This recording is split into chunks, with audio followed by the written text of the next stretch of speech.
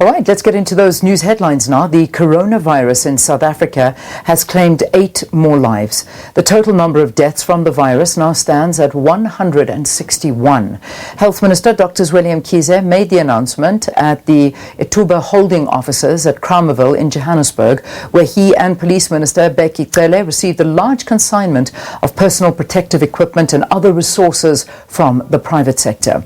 Meanwhile, Mkhize has thanked big business and the National Lottery for its donation of 100,000 reusable cloth masks for frontline health workers. The number of positive cases is 8,232. Employment and Labour Minister Thulas Ngezi says it is important for the country to start preparing for job creation post-COVID-19. Ngezi says while the immediate priority is to combat the coronavirus, citizens cannot ignore the future after the pandemic. He says government has paid out 9 billion rand to workers who have lost their jobs or income as a result of the coronavirus.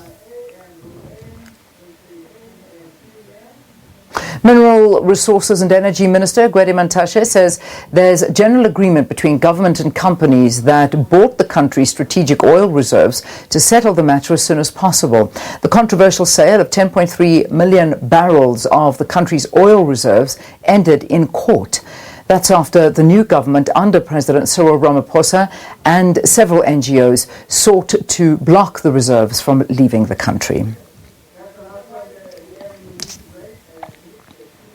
Right, that wraps up the news headline bulletin for you. Details of those stories and more coming up at 7 o'clock.